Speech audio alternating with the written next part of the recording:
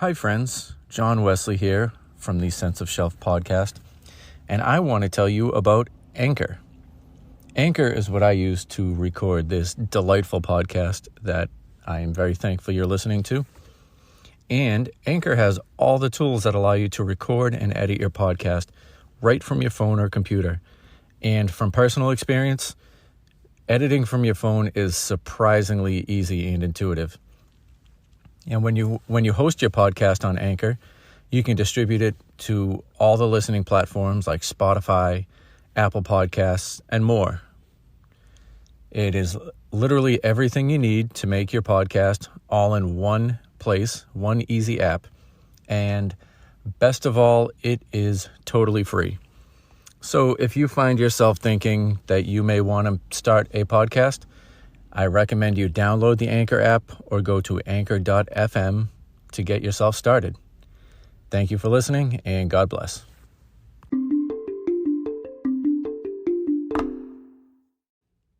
Hello, friends, and welcome to the Sense of Shelf podcast. My name is John Wesley, and I appreciate you joining me today. On this episode, I do not have a guest. If you've listened before, you know I like to do small episodes by myself here and there. I'm seeing if I can actually alternate between a solo episode and an episode with a guest, just to talk to you guys more and get used to podcasting, basically. So I thought for this one, I would talk about my favorite books published in the last decade or so. For the sake of it being clean, we'll say the last decade, but some of the ones that are in like the runners-up category, they were published in 2011. It's now the beginning of 2022. So that's what I wanted to do this week with you. If you listened last week, I continued the trip to Mordor with my good friend Ben Hunt of the Enlightened podcast. His favorite book is Lord of the Rings, and it's mine as well. So we decided to split that up into 3 episodes. We've already done the Fellowship, and last week we talked about the Two Towers. Both conversations were so much fun. We both laughed and had a good time. And coming up soon, we will have our conversation about the Return of the King, as well as a conversation with a guest about A Prayer for Owen Meaney by John Irving, which I am currently reading, and it is not an easy book to get through. It is a much more serious and dramatic tone than anything I've really read lately. Yes, so I'm in the middle of A Prayer for Owen Meaney now. That episode will be coming up within the next few weeks, hopefully. Definitely a far cry from what I've read lately. I read a lot of history, and this is more serious and dark even than those. If anyone's familiar with it, you'll know what I'm talking about. So as I said, this week I would like to talk to you all about my favorite books of the last decade or so. So to get them out of the way, I'll talk about a few books from 2011 that I really liked. And at the end, I will do my top 5 for the past decade. So I'm going to go through about a dozen really quickly that are all runners-up. So going back to 2011, we have The Tiger's Wife. And that is by Atea Obret, I believe her name is pronounced. This book really gripped me just because of the imagination in it and the creativity. So the quick summary on Wikipedia is The Tiger's Wife is set in an unnamed Balkan country spanning the mid-20th to the early 21st century. It features a young doctor's relationship with her grandfather and the stories he tells her. Her grandfather retells stories about the deathless man who meets him several times in different places and who doesn't die, regardless of the danger he faces, and a deaf-mute girl from his childhood village who befriends a tiger that escaped from a nearby zoo. I really loved this book. Like I said, it was creative, it was original, and it was a debut novel for this author, which I found even more interesting.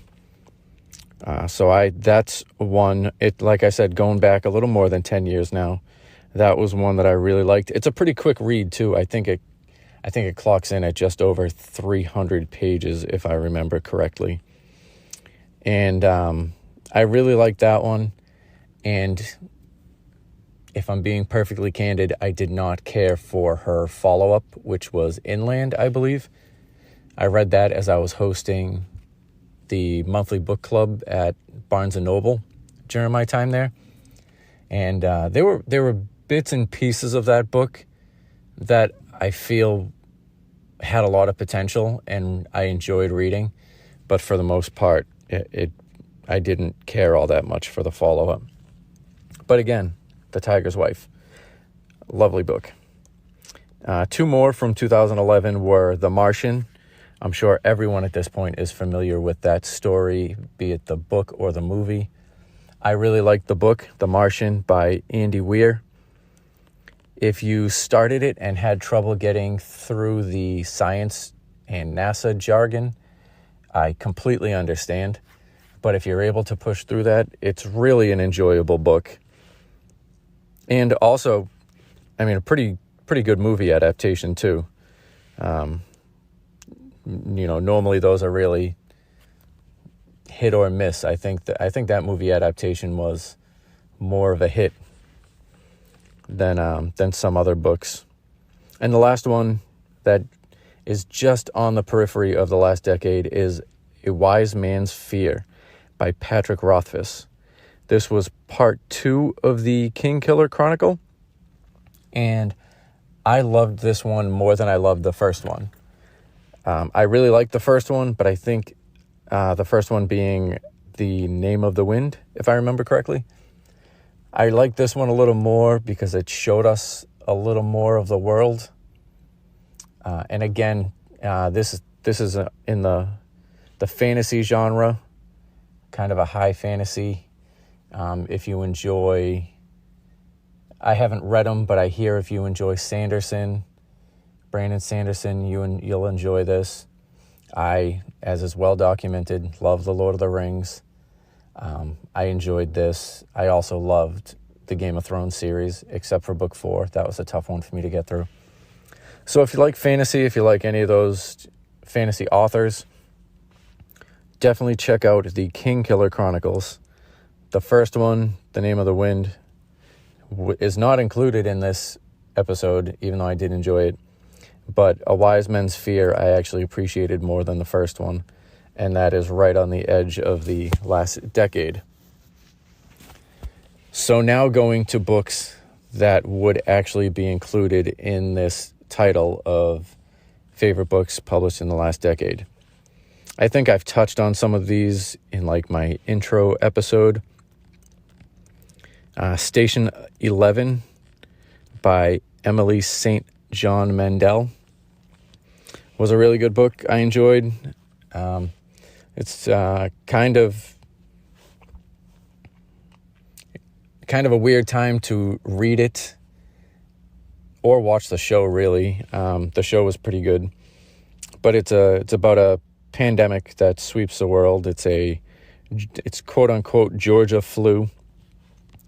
To give you a quick Wikipedia summary, it takes place in the Great Lakes region before and after a fictional swine flu pandemic known as the Georgia flu has devastated the world, killing most of the population. So if you can tolerate reading a book of that subject matter, given the times we have gone through and really are still going through, I definitely recommend it. This was another debut album. No, this was another debut novel, if I remember correctly, for Emily St. John Mandel. I believe it was her first one. And again, similar to The Tiger's Wife, it's just over 300 pages, like in the 330s, I believe. So I definitely recommend that. And I think I did touch on that one in my intro episode. Another one, and I see it a lot on Bookstagram, that a lot of people really liked. It's a very heavy and emotional book, but A Little Life, and I know I'm going to mess this name up, A Little Life by Hanya Yanagihara was a stunning, stunning novel. And I will give you the quick Wikipedia about it.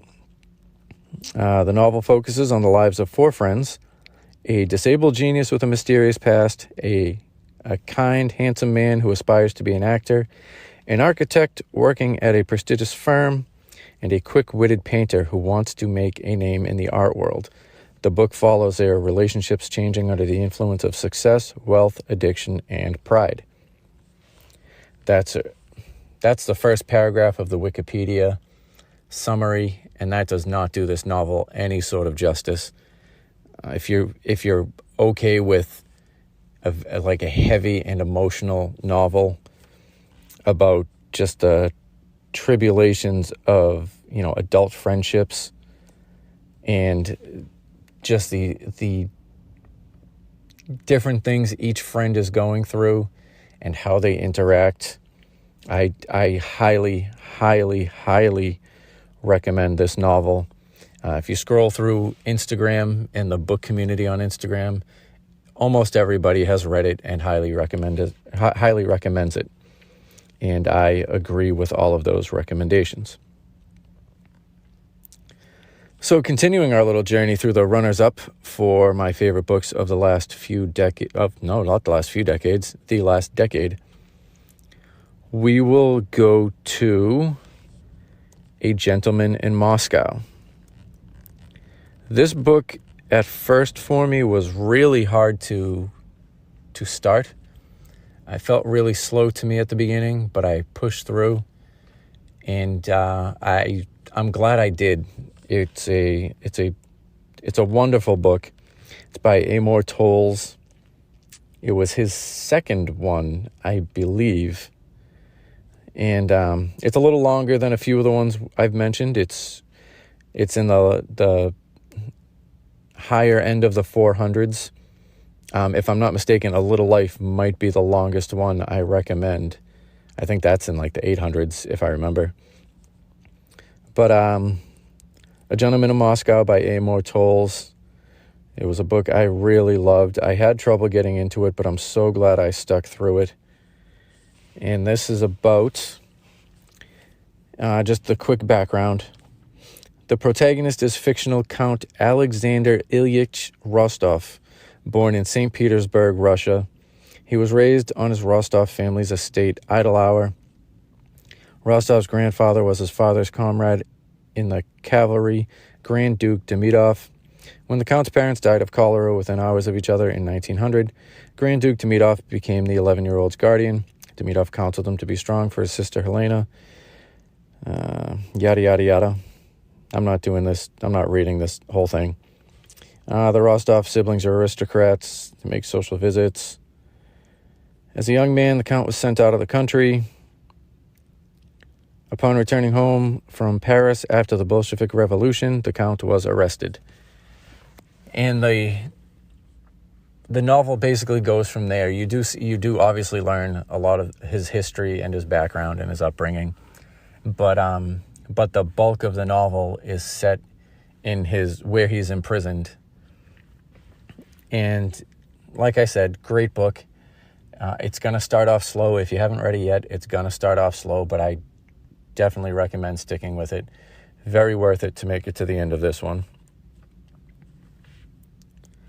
Up next, we are going to go for On Earth We're Briefly Gorgeous. Another one I briefly mentioned in my introduction episode. This one was published in 2019 by Ocean Vuong, and it's written in the form of a letter from a Vietnamese American son to his illiterate mother.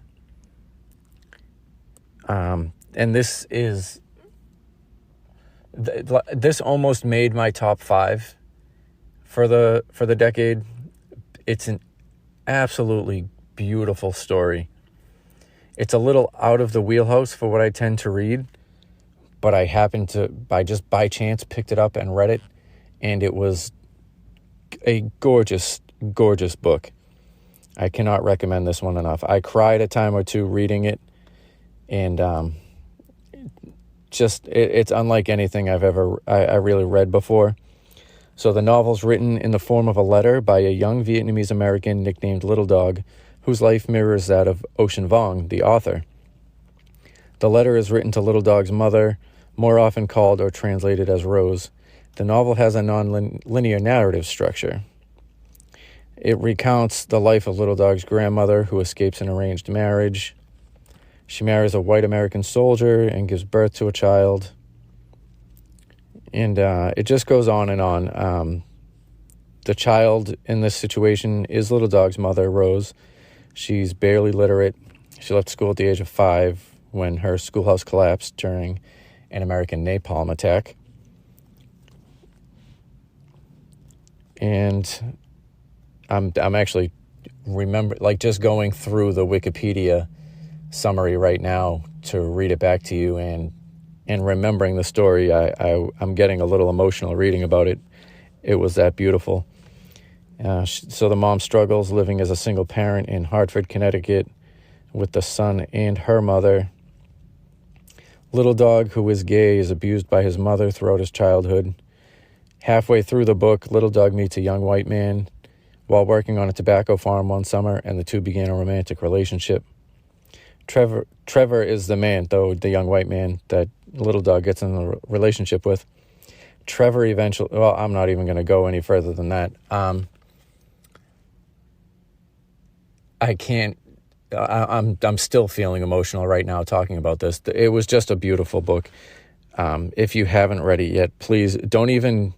I like to say go to your library and get them, but just go spend the money on this one. If you have a heart, you will fall in love with this book. So still going through our runners-up, I have one more. Oh, two more, actually. I'm sorry.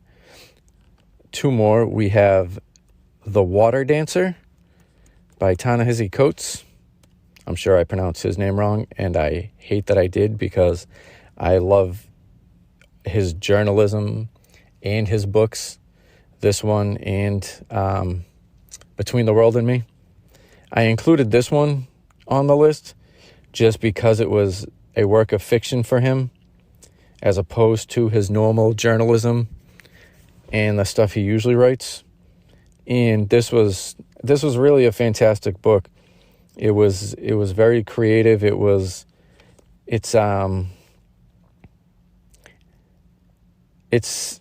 a slave narrative, but there's such an interesting take on it, and it's fictionalized, obviously. And I was impressed with it as a work of fiction. It really kept my attention, and I didn't want to put it down. The quick Wikipedia says, I'll go for the summary instead of the plot to not really give anything away. It is a surrealist story set in the pre-Civil War South concerning a superhuman protagonist named Hiram Walker, who possesses a photographic memory but who cannot remember his mother. And late in the novel, again, I'm not going to go that far. It's an interesting take on the conduction and the idea of conducting on the Underground Railroad. So I definitely recommend that. Again, fantastic book, published in 2019. And again, it was a first for fiction, and it debuted at number 1 because of the excitement surrounding it, and it was well worth everything that was said about it. And the last book in the runners-up for me was The Nickel Boys. Not to spoil, I'm sure you're all on the edge of your seat wondering what my top 5 are, but The Nickel Boys by Coulson Whitehead is on my runners-up, and The Underground Railroad, also by Coulson Whitehead, is in my top 5. I loved both books, but the darkness to the story of the Nickel Boys had this a little lower for me. Again, published in 2019 by Coulson Whitehead, who I'm sure a lot of you are familiar with. He won the Pulitzer for The Underground Railroad in 2016, and then his follow-up book, which is The Nickel Boys, published in 2019, he also won a consecutive Pulitzer Prize. So the quick plot summary: The Nickel Boys is a novel so the judges of the Pulitzer Prize called the novel a spare and devastating exploration of abuse at a reform school in Jim Crow-era Florida that is ultimately a powerful tale of human perseverance, dignity, and redemption. And that is quite a great summary of the book. Again, it's a little darker, given that it's loosely based on a real school and real happenings. It really sets a darker tone to the novel, but it's Coulson Whitehead, so it's a great book. I also, in my introduction, talked about his newest one, The Harlem Shuffle, which I recommend as well. Very much different from The Nickel Boys and The Underground Railroad, but a good book. So yes, The Nickel Boys, published 2019, and it's written by Coulson Whitehead. This might be one of the shortest on the list. This one's only 224 pages, according to the Wikipedia page. So, I mean, you can pick that up and read that in no time. This was actually the first book I volunteered to do the book club for at Barnes & Noble when I was working there. It was done each month that it started. It was done each month by a different person every time, whoever really volunteered that month. So when I saw that this was the book coming up for it, I jumped at the chance. I hosted the book club. I kid you not, it was me, and I did this book club with like a dozen older generation white women. It was interesting. I was actually pleasantly surprised by their reception of the book, because the Barnes & Noble I worked in was also in a fairly like snooty area.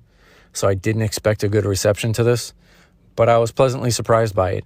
And I actually, going forth from that book club, I did it every month, because I genuinely enjoyed hanging out with this older group of women and hearing what they had to say about books. They were all very friendly, very kind. They always asked me about my family, and I enjoyed it. That's one of the few things I miss about Barnes & Noble. So yes, thank you, Coulson Whitehead, for getting me to volunteer for that monthly book club. I also got a first edition of the book as part of volunteering for the book club, which is a treasured item. I don't even keep it on a bookshelf. I keep it hidden in a drawer.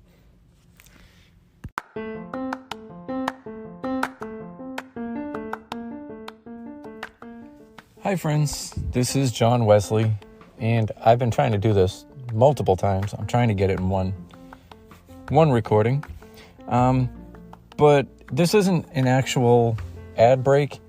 I just wanted to show some love to some people that are important to me and break up the episode, break up the rambling that's going on, I'm sure.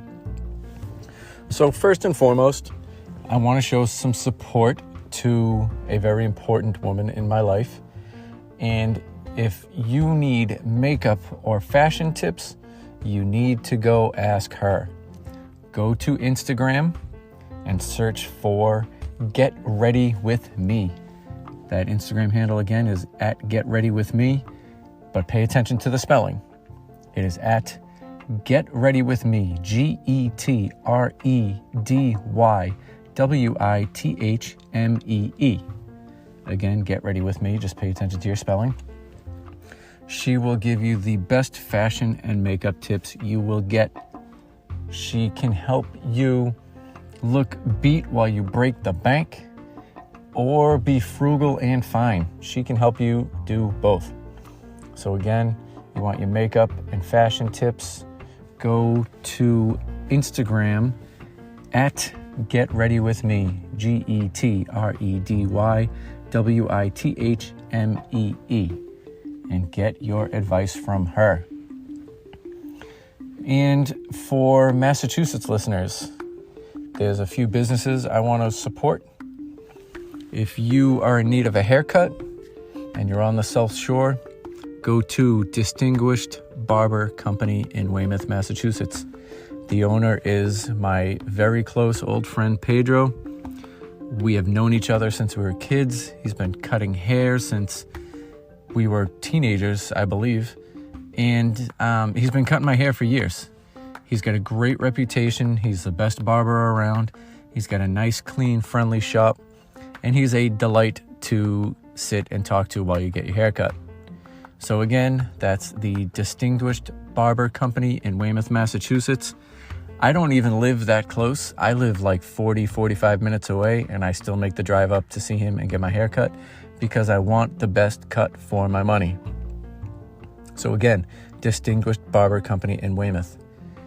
If you need cheesecake, and who doesn't, and go to 789 Bakery in Somerville, Massachusetts. The owner, again, is an old friend, Sarah. She is a wonderful person, and she makes the best cheesecakes you will ever have. She's been featured on numerous local news shows, and she's got a thriving business. I never cared for cheesecake until I had hers, and now I will not get my cheesecake anywhere else. So again, go see Sarah at the 789 Bakery, and check out the socials for either of those if you want to take a look. And lastly, in Norwell, Massachusetts, back to the South Shore again. If you're in the area and you need a good quick bite to eat, go to the Blue Moon Pizzeria.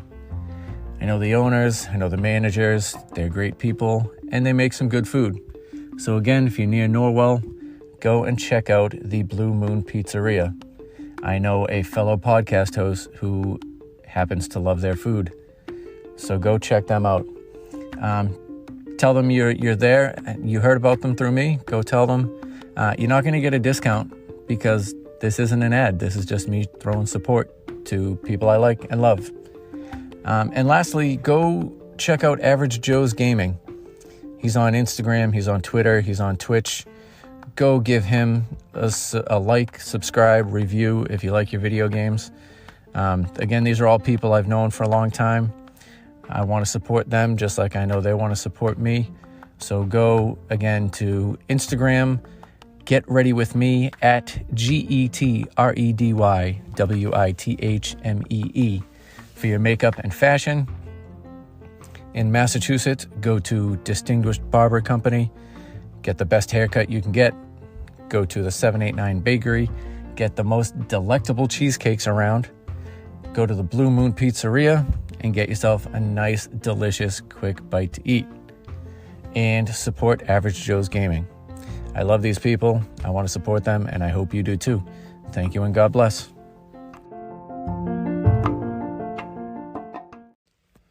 So that brings us to the end of my list for runners-up for my favorite books of the last decade.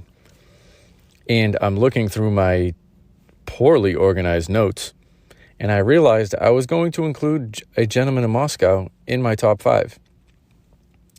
So as we get to my top 5, I'm realizing now, obviously, that I did this a few minutes ago in the runners-up. And I'm glad, because I made a new addition to my top 5 for a book I actually completely forgot about until just now, literally as I was recording. So the substitution is going to be An American Marriage by Tayari Jones, published in 2018. It won a few awards. It was just a hair over 300 pages long. I think I actually took it on vacation with me the year I read it. I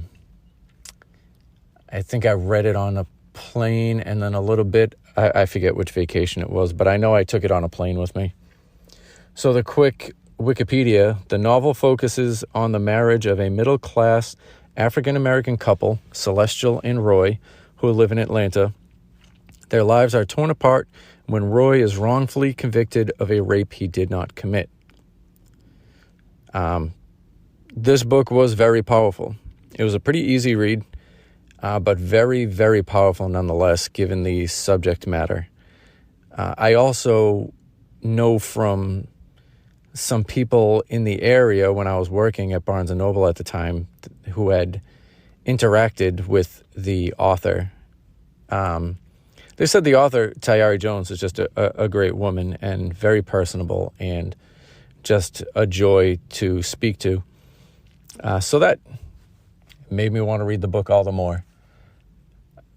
So yes, An American Marriage by Tayari Jones, published in 2018, just over 300 pages. Again, a heavy, heavy subject matter, but a very powerful book and really an important book for a lot of people to read.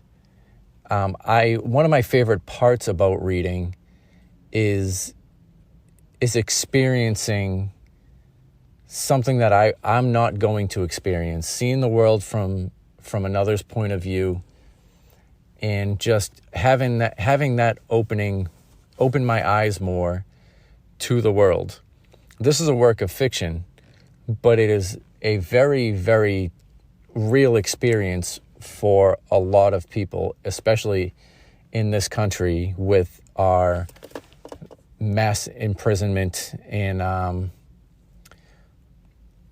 it's just the horrors you've seen on the news over the past however many years between police and African Americans, but also others as well. Police and anyone who is not white most of the time. I'm not going to get into that. That's not what this podcast is about. But I like being able to see and learn from others' points of view about the reality of the world we live in. And I think that's important for a lot of people to see. So, and that kind of rings true with a lot of the things I've read on this list. I'm a straight white man, and I've mentioned On Earth We're Briefly Gorgeous, A Little Life, The Nickel Boys, and now American Marriage. And those are all experiences and points of view that not only chances are I will not experience, but that I never could experience. So again, I like to read to see those experiences and to learn from them. So as I step down from my soapbox, I will continue with my top 5. And these are in no particular order, these top 5. They're all just probably my favorite books I've read over in the past decade. An American Marriage by Tayari Jones. And we'll go next to one I spoke on a few minutes ago, The Underground Railroad by Coulson Whitehead. That was his Pulitzer Prize-winning novel from 2016. I know you've heard of it. You might have even watched the Amazon Prime show. It was a phenomenal book. And going again to Wikipedia, we got it at 320 pages, published in August 2016. The Underground Railroad is a historical fiction novel by author Coulson Whitehead. The alternate history novel tells the story of Cora and Caesar, 2 slaves in the antebellum South during the 19th century, who make a bid for freedom from their Georgia plantation by following the Underground Railroad, which the novel depicts as a rail transport system with safe houses and secret routes. Fantastic book. The book was, and this is, again, from Wikipedia, the book was a critical and commercial success, hitting the bestsellers lists, winning several literary awards, and the Pulitzer Prize, which I already mentioned. He won the Pulitzer Prize for this and then followed it up with The Nickel Boys, which also won the Pulitzer Prize. I cannot recommend this book enough. The second I read it, I started recommending it to people, and I've been a fan of Coulson Whitehead since. I've read the 3 books in a row that he's released: The Underground Railroad, The Nickel Boys, The Harlem Shuffle. And I've also gone back and purchased and read some of his older books. And I just can't recommend it enough. Again, seeing an experience that in my life I will never see, that in my life I will never have to go through, but is very important to me as a human to know and understand. This book falls into that type of reading. And that's one, again, I recommend to everyone. If you haven't read it yet, you are greatly missing out. And watch the show as well. The show was a really good adaptation. The woman who played Cora is unbelievable. So our next one on the list for my favorites of the last 10 years, we're going to go with the Frederick Douglass biography. I actually just spoke about this, I think, 2 weeks ago on this podcast. Frederick Douglass by David W. Blight, published in 2018. This was also a Pulitzer Prize winner for history. This was a hefty book. This was, I think, 900 pages or so. And there's not really much to summarize as far as plot. It's a biography about Frederick Douglass. He was a phenomenal man.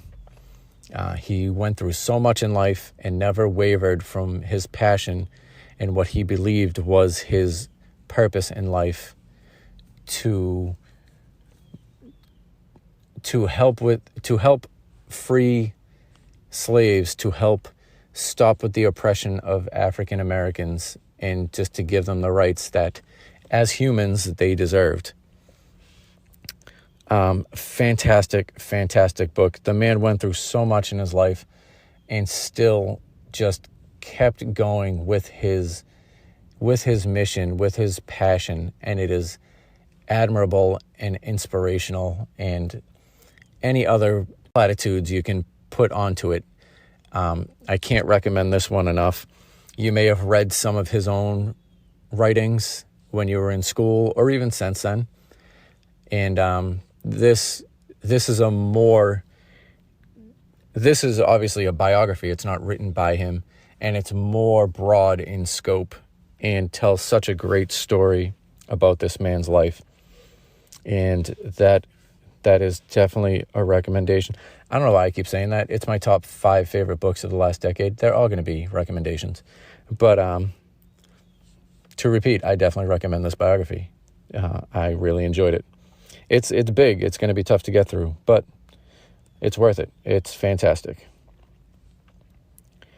Next book we're going to talk about is All the Light We Cannot See by Anthony Doerr. I don't know how to pronounce that man's last name. I cried so many times reading this book. It is written wonderfully. It's a beautiful story. Again, All the Light We Cannot See. It was published in 2014. It's a little over 500 pages, 530-ish. Another Pulitzer Prize winner, which I actually did not know about until I just saw that on Wikipedia. Set in occupied France during World War II, the novel centers on a blind French girl and a German boy whose paths eventually cross. I am a father to a daughter who is absolutely my world, and anytime there's a father-daughter dynamic in a book or a movie or a TV show, it really speaks to my heart. So I've reread this since having my daughter. I first read it for the first time a long time ago, and I loved it. And I've reread it since my daughter was born, and those parts really, really touch me, and I really feel them. I'm sure you've all heard of this book. I recently saw it on I believe it's someone I follow on maybe Instagram. And this book was mentioned, and they said they didn't finish it, and I was so disappointed. I actually took it personal. But this book is it's a beautiful, beautiful book. I know it's been recommended. It's probably been recommended to you already dozens and dozens of times. But if you have ignored all those recommendations, please listen to mine and go get it. You will not be disappointed. It's historical fiction. It's just beautiful. I cried at least 4 times that I remember while reading it. And I am perfectly comfortable telling you that.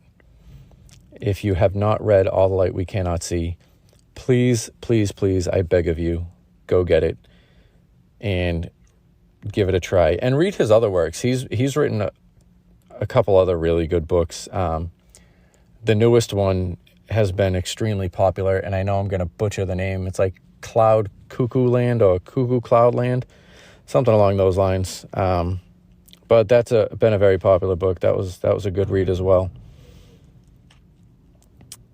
Cloud Cuckoo Land, right. All right.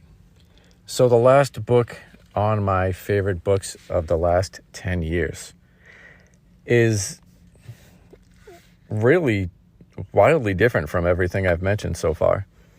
It's Cy Montgomery's The Soul of an Octopus. I adore this book. The octopus is a fantastic creature, first of all. It's been my favorite animal for quite a while now.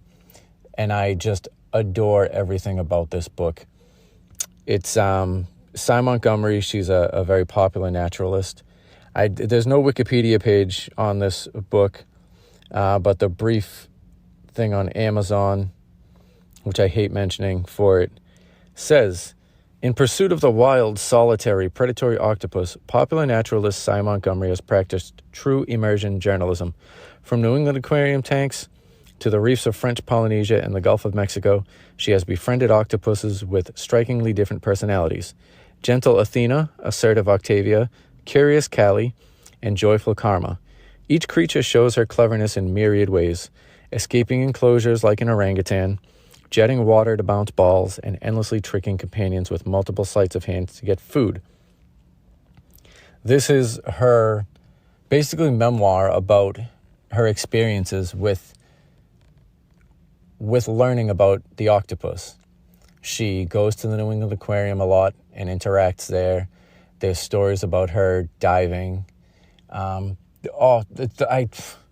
I'm almost speechless about this book. It brings me such joy to read this book, and I've done it multiple times. This came out in 2015, if I remember correctly. It is not very big.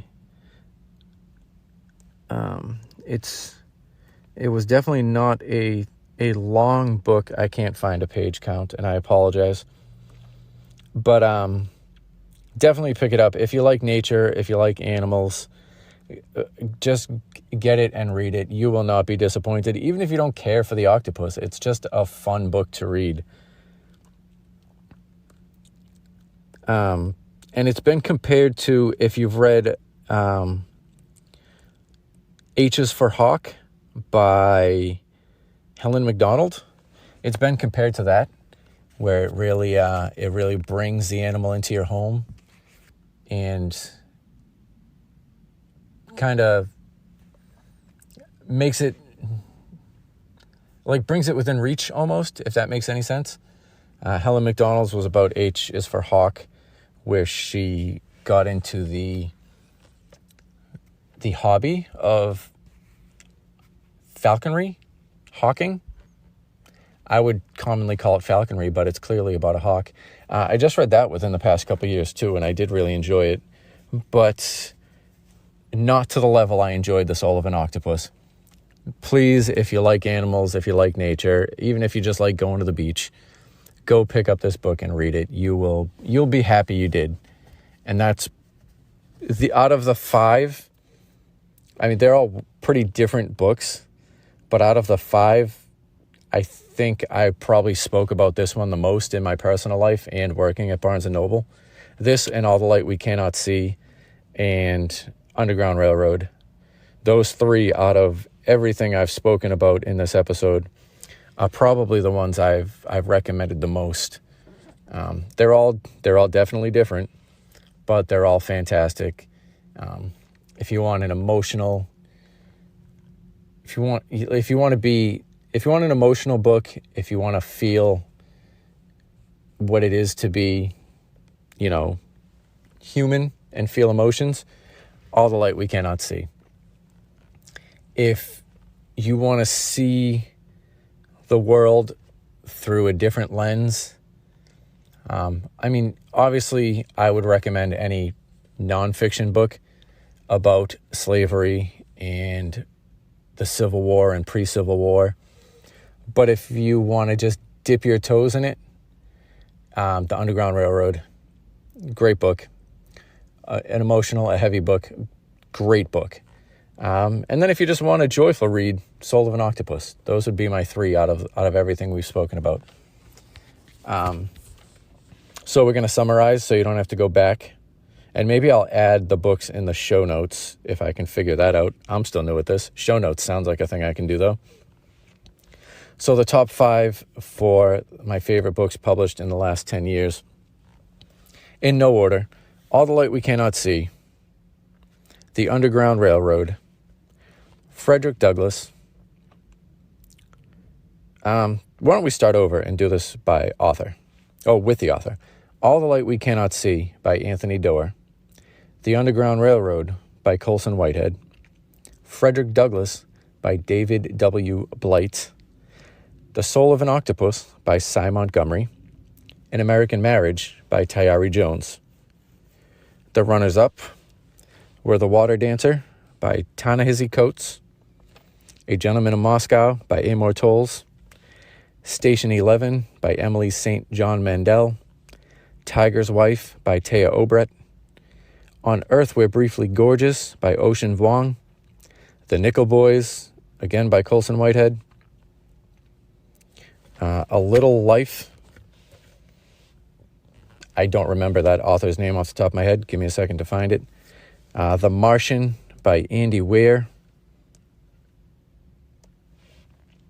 And A Wise Man's Fear by Patrick Rothfuss.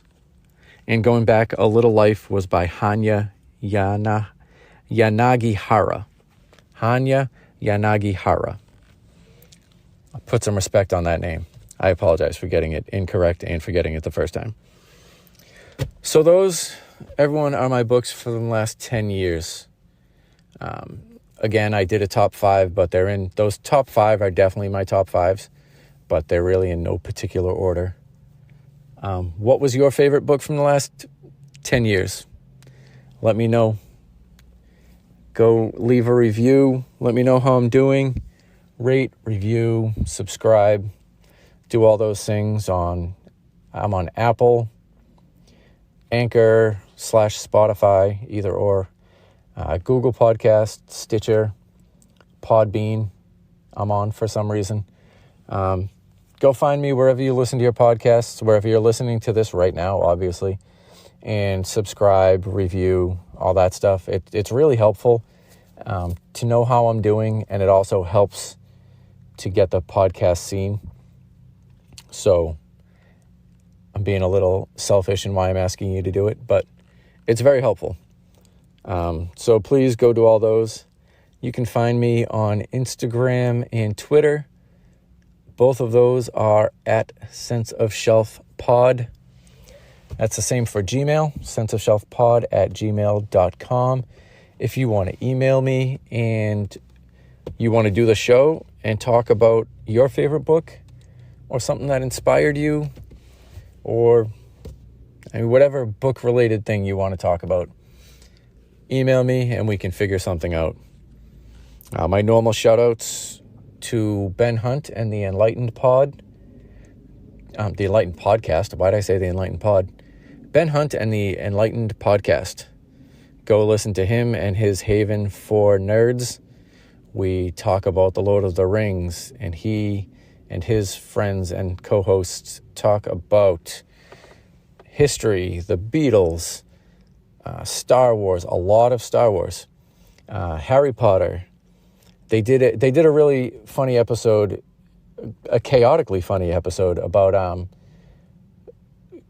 comedy movie villains. So like the judge from Caddyshack, every Ben Stiller character from comedies, apparently, between, Billy Madison and Dodgeball, those types of movies. They did comedy villains. It was a chaotic episode. It was a funny episode. Go give the Enlightened podcast a listen, please. And also, my dear friend Chris Galley, a.k.a. Earl Grey, of Beantown Action podcasts. They do a lot of sports and gambling talk about sports, but there is also a show they do occasionally called The Distinguished Gentleman. That is Chris and three of our mutual friends. They hang out, they talk about life, they talk about sports, they talk about music, they talk about a little of everything and enjoy a episode-specific drink along with it. So they'll try a specific alcohol for that episode. So go listen to Chris Galley and the Beantown Action podcasts. And I think that is it for now. Thank you for listening to me rant for, I think this is going to come in around 45 minutes or so. Thank you for listening to me rant about my favorite books for the last 45 minutes. I appreciate all the listens and any love I get from listeners. So again, find me, the Gmail, Twitter, Instagram, all those, Sense of Shelf Pod, and rate, review, subscribe, all of those things. And just have a great day. Continue reading. Support your local library when you want to get a book, but you're not sure you want to purchase it. Support your local library, please. And then go from there. Your independent bookstores, your Barnes & Nobles, your online marketplace behemoths. But please support your local libraries. So have a great day, and God bless. Thank you.